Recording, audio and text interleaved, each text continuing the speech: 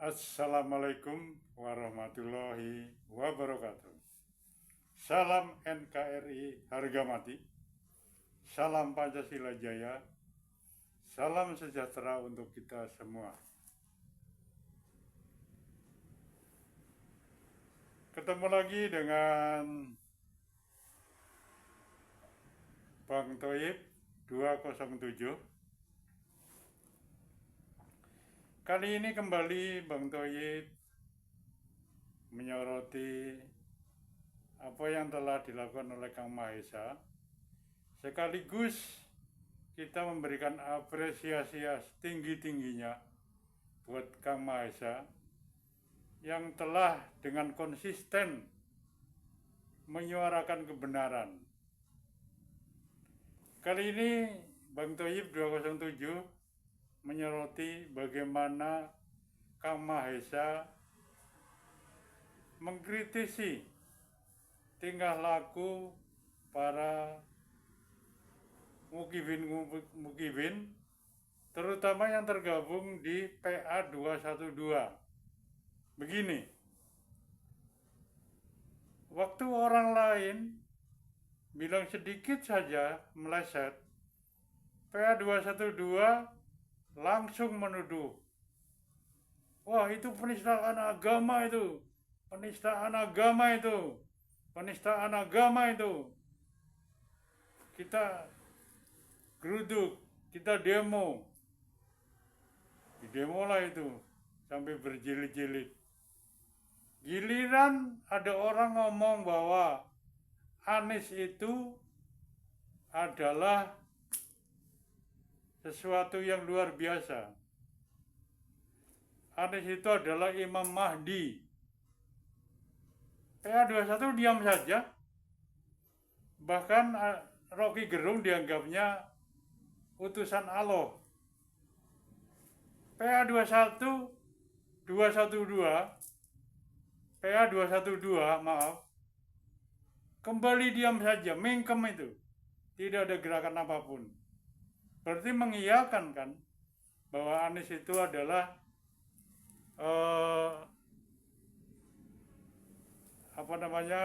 Imam Mahdi dan Rocky Gerung adalah utusan Allah. Tidak ada gerakan apapun dari PA 212. Ini namanya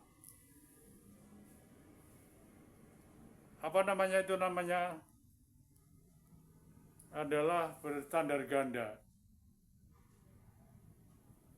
Ya, standar ganda. Kalau orang di luar sana mengatakan salah sedikit saja, sudah dianggapnya ini adalah penistaan agama. Tapi kalau orang sekolah satu comberan, mereka diam saja itu. Anies dibilang Imam Mahdi diam. Rocky Gerung dibilangnya utusan Allah itu diam. Luar biasa. Padahal pada saat itu Rocky Gerung itu orang ateis. Ini jelas-jelas mereka itu orang tidak waras ini. Kelompok 212. Malahan pernah Rocky Gerung itu dipanggil ceramah, dipakaikan kopiah, berceramah di masjid. Astagfirullahaladzim. Ya seperti itulah sifat dan karakter kelompok PA 212. Ya memang PA, namanya udah pas PA, orangnya ya PA. Ya. Kalau dibilang gak waras, mereka masih mencari nafkah untuk makan. Tapi kalau dibilang waras, mereka itu sudah bolak-balik menistakan agama. Yaitu seperti tadi, Anies dibilangnya Imam Mahdi, Rocky Gerung yang orang gemblung itu aja dibilang utusan Allah. PA 212 tidak ambil tindakan apapun. Ayo, daripada kita dianggap fitnah, kita tonton bersama video Kang Mahesa yang mengkritisi PA 212 yang berlakukan tidak adil kepada orang lain, misu-misu, menggeruduk, mendemo menganggap penistaan agama. Giliran mereka atau tokoh-tokoh mereka yang ngomongnya nggak karuan dan dianggap Imam Mahdi utusan Allah, mereka diam saja. Itu saja dari saya. Ayo kita tonton bersama videonya. Wassalamualaikum warahmatullahi wabarakatuh. Saudara, mana pimpinan tertinggi? Saya telepon. Diamlah PA212. Maka kemarin nggak ada. Malulah PA212 untuk mengadakan reuni. Kenapa? Satu, sibuk gaduh nasab. Mereka tidak bersuara ketika Rocky Gerung disebut Rasulullah. Diam 1000 bahasa. Saya ingin sampaikan poin penting. Rekam layar. Karena saya capek downloadnya. Rekam layar, siap? Kalau sudah siap, saya mulai nih. Renungkan kawan-kawan yang dirahmati Allah Subhanahu wa Ta'ala. Bahkan seorang HRS, watak arogansinya itu, watak egoisnya itu bahkan tidak menghargai dan menghormati Buya Qurtubi Al-Jilani. Di mana ziarah kubro ini sudah berlangsung 2 kali. Perjuangan Buya Qurtubi menyatukan umat, masyarakat di Banten. Sudah 2 kali. Tidak pernah ada kisruh gejolak apapun. Ketika itu yang mimpin mutlak Buya Qurtubi Al-Jilani. Kenapa tidak pernah rusuh? Tidak menyebabkan keresahan. Karena kecintaannya Buya Qurtubi kepada masyarakat Banten. Begitu HRS ikut terlibat. Begitu HRS hadir. Lihat apa yang terjadi. Seandainya HRS itu sedikit saja sayang umat. Dalam konteks kemarin ya. Atau menjaga perasaan Buya Qurtubi dan Abah Fathul Azim. Maka orasi itu tidak mesti ada. Kalaulah, artinya kalau begini apa dampaknya ke Buya Qurtubi? Sedikit saja alasan itu.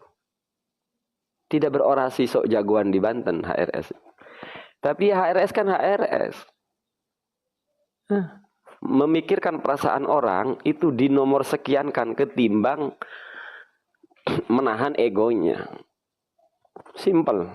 Seandainya kemarin itu tanpa orasi, luar biasa acara kemarin di acara ziarah kubro itu menjadi acara yang luar biasa. Tapi HRS kali pertama aja sudah menodai itu. Coba sedikit saja. Gimana perasaan Buya Qurtubi? Efek ke Buya Qurtubi nanti bagaimana?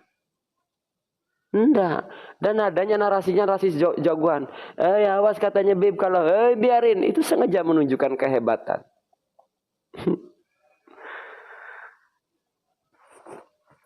2 kali acara itu berlangsung baik-baik.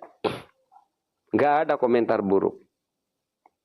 Begitu sekalinya HRS yang tak pernah ziarah ke Banten, sekalinya ziarah ke Banten, cuma menunjukin kesongongan, kesombongan, keangkuhan, kearogansian. Udah itu aja. Di Banten itu kan tahu sendiri bagaimana Buya Muhtadi. Itu diterima di Banten itu kan kayak karena Buya Qurtubi. Karena Buya Qurtubi dakwanya sudah lama sebelum masuk ke HRS. Orang tahu keikhlasannya Buya Qurtubi, perjuangannya, bagaimana ceramahnya. Itulah akhirnya lalu kemudian orang ya ikut aja gitu. Makanya Buya Qurtubi ketika ingin keluar dari FPI, ia tidak diizinkan. Tanya langsung, bagi yang punya akses ke Buya Qurtubi silakan. Benar nggak Buya Qurtubi ngomong begitu ke saya? Buya Qurtubi sudah mengajukan diri mundur dari FPI. Tidak boleh. Kenapa? Karena kekuatannya berkurang. Tentu Buya Qurtubi dengan punya sejuta alasan untuk husnudzon. Tapi kita memandang ya, dari sisi kita memandang, ya Buya Qurtubi dimanfaatin aja oleh HRS.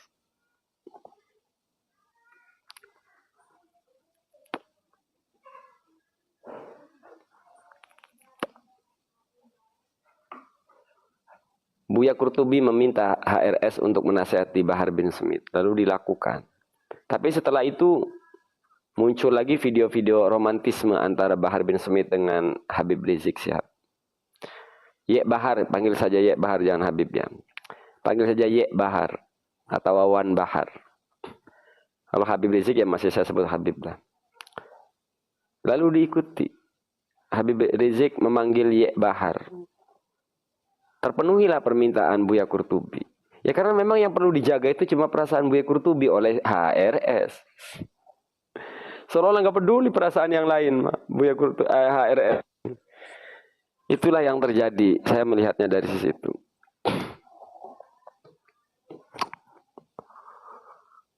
Jangan keluar dari FPI. Ya karena Buya Qurtubi itu perannya biasa. 300 juta per bulan. Buya Qurtubi itu infak untuk perjuangan. Untuk umat melalui gerakan FPI. Ingat saya nggak menyebut untuk FPI. 300 juta lebih Buya Qurtubi keluar dana per bulan. Untuk umat, untuk perjuangan melalui FPI. Nah, silakan yang tak terima hubungi langsung Buya Qurtubi. Saya tidak melebihi, tidak mengurangi.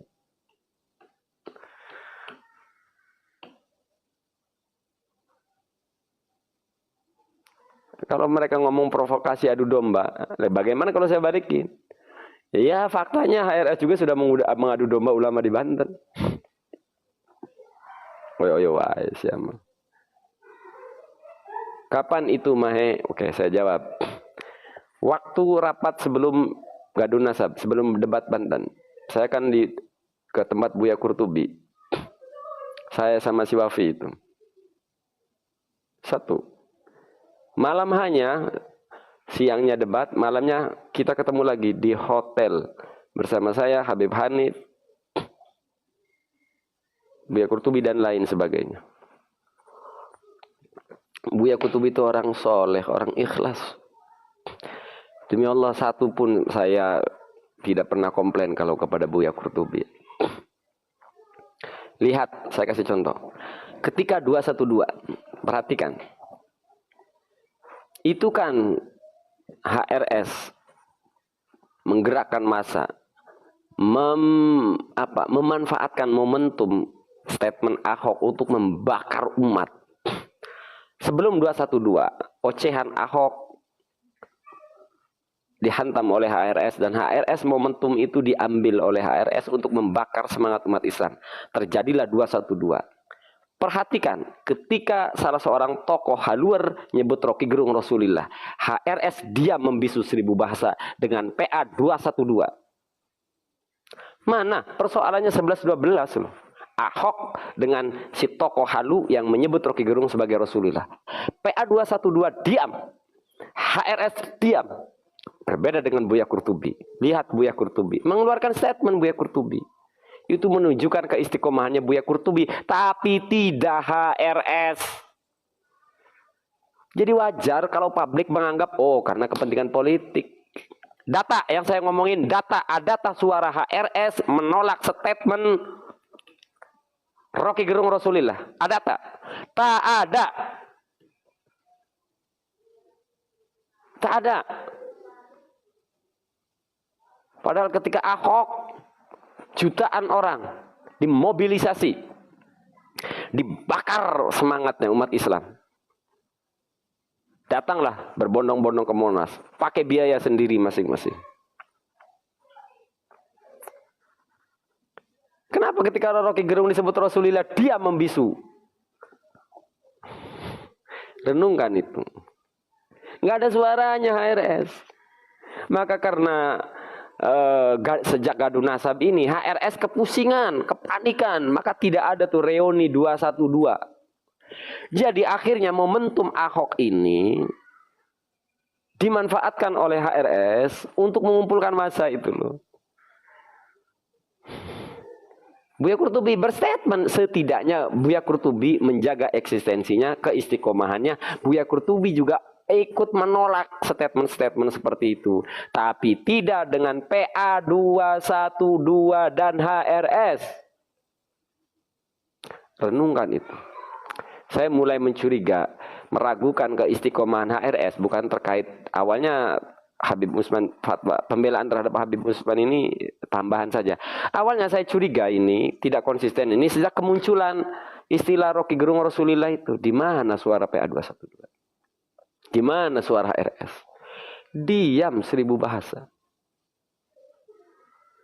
Akhirnya saya mikir, wah saya selama ini berpuluh-puluh tahun sudah terprovokasi berat.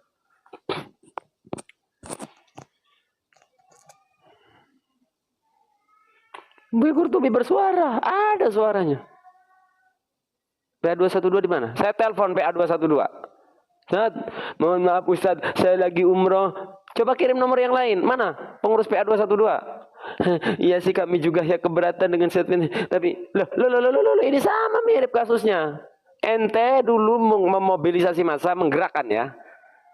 Walau hanya dengan banner. 212 terjadi. Sekarang mana suara PA 212?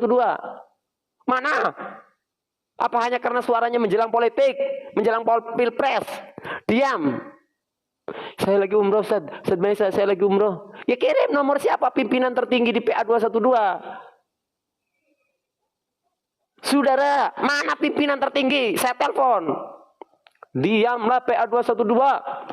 Maka kemarin nggak ada. Malulah PA 212 untuk mengadakan reuni. Kenapa? Satu, sibuk gaduh nasab. Mereka tidak bersuara ketika Rocky Gerung disebut Rasulullah.